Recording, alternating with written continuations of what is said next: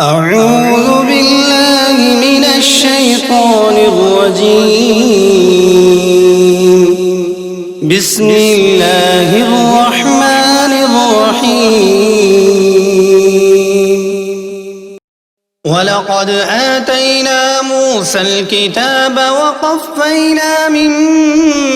بعده بالرسل وآتينا عيسى ابن مريم البينات وأيدناه بروح القدس أفكلما جاءكم رسول بما لا تهوى أنفسكم استكبرتم ففريقا كذبتم وفريقا تقتلون وقالوا قلوبنا غلف بل لعنهم الله بكفرهم فقليلا ما يؤمنون ولما جاءهم كتاب من عند الله مصدق لما معهم وكانوا من قبل يستفتحون على الذين كفروا فلما جاءهم ما عرفوا كفروا به فلعنة الله على الكافرين بئس ما اشتروا به أنفسهم أن يكفروا بما أنزل الله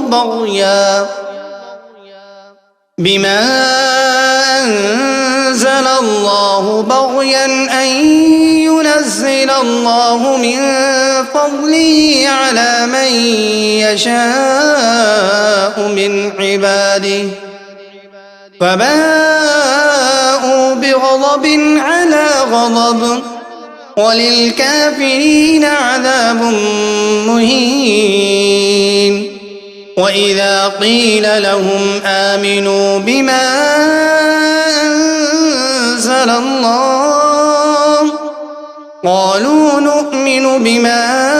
أنزل علينا ويكفرون بما وراءه وهو الحق مصدقا لما معهم قل فلم تقتلون أنبياء الله من قبل إن كنتم مؤمنين ولقد جاءكم موسى بالبينات ثم اتخذتم العجل من بعده وأنتم ظالمون وإذ أخذنا ميثاقكم ورفعنا فوقكم الطور خذوا ما آتيناكم بقوة واسمعوا قالوا سمعنا وعصينا وأشربوا في قلوبهم العجل بكفرهم قل بئس ما يأمركم به إيمانكم إن كنتم مؤمنين قل إن كانت لكم الدار الآخرة عند الله خالصة من دون الناس فتمنوا الموت إن كنتم صادقين ولن